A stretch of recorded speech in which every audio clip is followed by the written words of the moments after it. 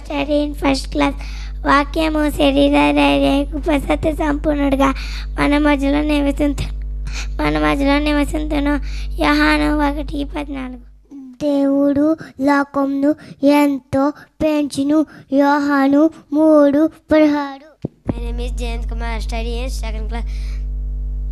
తన ప్రజలను వారి పాపముల నుండి ఆయన రక్షించు గనకను యేసువని పేరు పెట్టెదరు. మత్తయి 1:21. I am studying second class. దేవుడు వెలుగై ఉన్నాడు, ఆయన అందు చీకటి ఎంత మాత్రమును లేదు. 1:5. మహలు ఎంత పెంచును. నన్ను జనులు తమ్ము తాము తగ్గించుకు ప్రార్థన చేసి నన్ను వెతకి తన చెలిమార్గం నన్ను విడిచిన అలా ఆకాశము నుండి వాడి దేశమును స్వస్థపరిచాను. 2:14. Second class.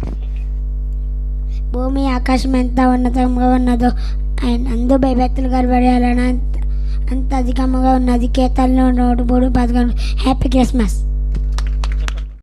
Let me introduce myself to you. My name is Pratiksha. I am studying in first class. I am going to tell about a beautiful message.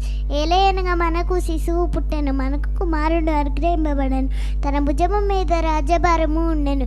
ఆశ్చర్యకరుడు ఆలోచనకర్తయగు బలవంతుడైన దేవుడు నిత్యుడు సమాధానకర్తయగు అధిపతి అని అతనికి పేరు పెట్టబడి. Yeshai 9:6. Thank you for giving this opportunity. Happy Christmas to all.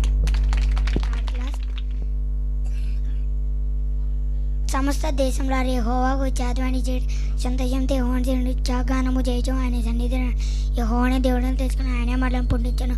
మనము ఆయన వారము, మనము ఆయన పిల్లలు, ఆయన మేపు గొర్రెలము. కృతజ్ఞత ఆజ్ఞలు చెల్లించు, ఆయన గుమ్మంలో ప్రవేశించి కీర్తనలు పాడుచు, ఆయన ప్రేమించు, ఆయన్ని స్తుతించుడు, ఆయన నామమును కనపరచు.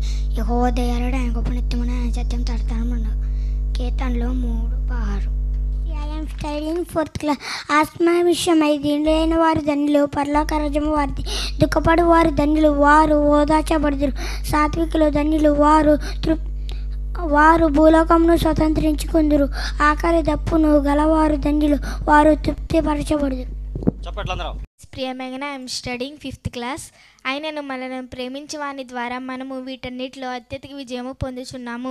మరణమైనను జీవమైనను దేవదూతలైనను ప్రధానులైనను ఉన్నవి అయినను రాబోవు అయినను అధికారులైనను ఎత్తైనను లోతైనను సృజింపబడిన మరి ఏదైనను మన క్రీస్తు యేసునందలి దేవుని ప్రేమ నుండి మనల్ని ఎడబాపనోరవని రూఢిగా నమ్ముచున్నాను.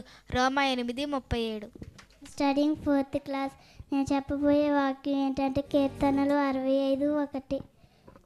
దేవాసియానులో మౌనంగా నుండుట నీకు స్తుతి చెల్లించుటే. Third class. నేను చెప్పబోయే వాక్యం ఏంటంటే కీర్తనలు 34:1. నేను ఎల్లప్పుడూ యెహోవాని సన్నిధించదను.